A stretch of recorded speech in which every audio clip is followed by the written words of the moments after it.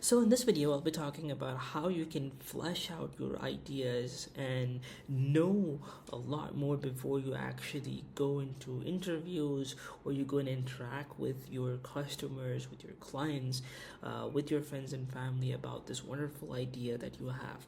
Now, you might have heard about lean methodology or lean business framework, which essentially talks about the concept of minimum viable product, reduce it down to the most essential features of your product, and go ahead and test it out in the real world.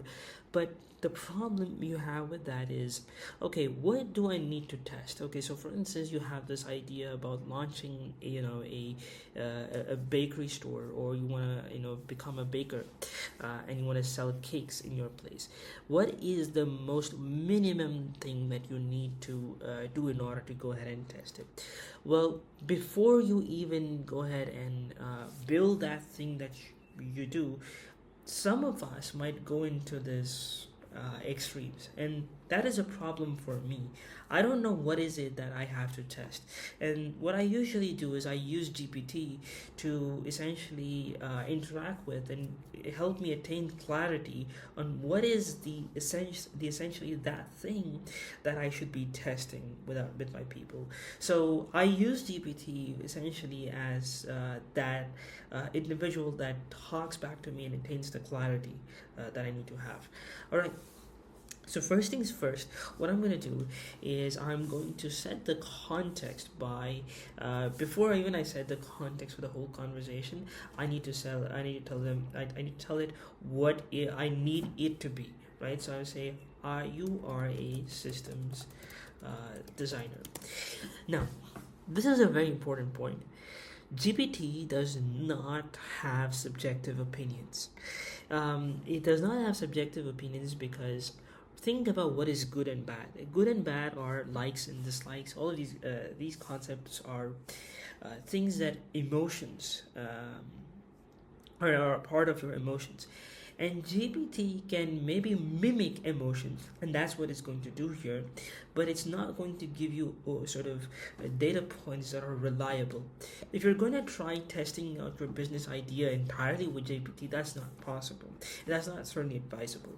But what is it that you have to test? Right? What is it that you have to build? How can I reduce your time down to bettable, amount of time or money or thing in order to test it? That clarity is something that this can do. It will give you that 3D view of your product yourself, so you can then make a decision on whether or not it's worthy. You are a systems designer. I am going to talk about an idea with you and help me devise a a prototype or something that I can communicate with my potential customers one day. Okay, so I'm just gonna first set the context here. Now, some people usually go straight up and talk about their idea and everything within the first message. I try not to do that, and I also ignore the first couple of messages that come because it's just going to be a random bunch of things that has nothing to do with my actual task because it doesn't know what I'm thinking, right? So now I'm going to say, right, so I will tell it, okay, remember this, okay? What am I doing? I am a farm owner. I have maybe 3 years of experience farming organic fruits. I am. I have 3 acres of land, and I want to essentially rent out mini plots, say 300 square feet of land, and let users virtually manage and ship you know fruits to harvest to their own place. Essentially, it's like farm will for but it's royal, and people essentially run farms entirely out of their out of an app. So I'm going to tell them what my idea is. Again, I'm not really asked specific questions as to what am I looking to know. Okay, so it will just give you compliments. Again, don't take it too literally. Or don't, it's going to start telling you all the screens and everything that I need. I kind of don't need all of this at this point in time. It's also telling me the technical infrastructure, like what I need to do all of this. Okay, what I need to do is this. Okay, I need you to take it slowly and paint a picture of how this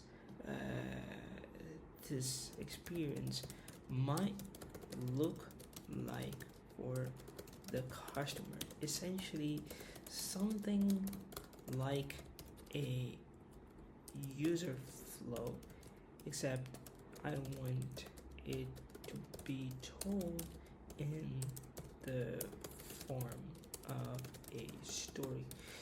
Now, I usually say don't make it cliche or make it look like it is AI generated.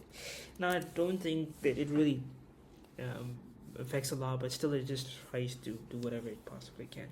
So here's the thing, right? So it says Emma always had admired her friends to grow their own vegetables on tiny balconies or in community gardens, living in bustling city with limited space and demanding jobs. She often found herself longing for a taste of fresh, homegrown produce, but didn't know how to make it happen.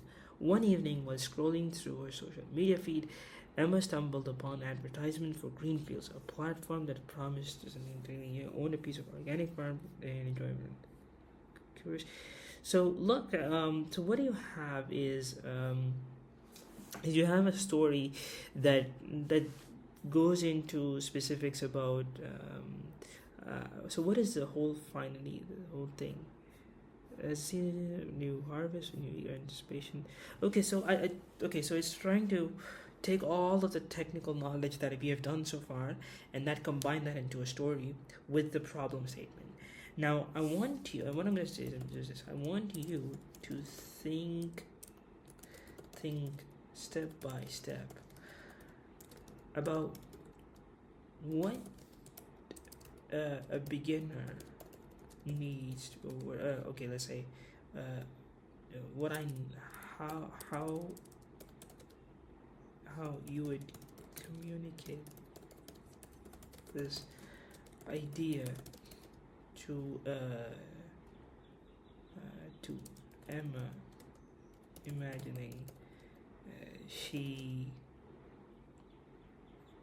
never came across this idea before. Strip down the technical and tell it the story in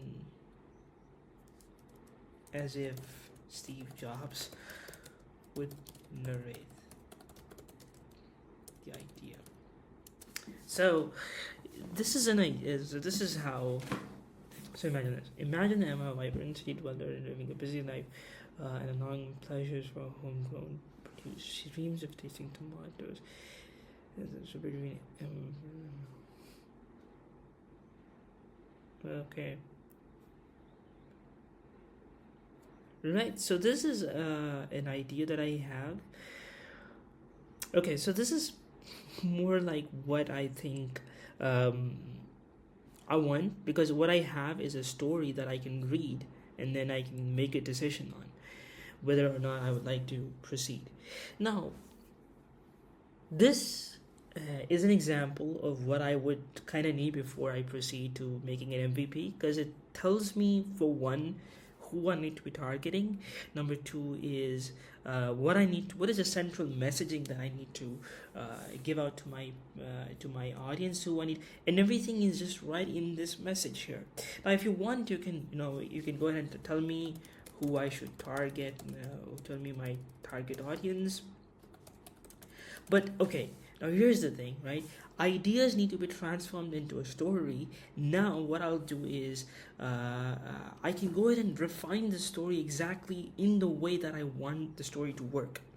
Okay, so I've not really read the whole description as of yet, but once you are happy with how the story has come out to be, this is how I want the whole story to work.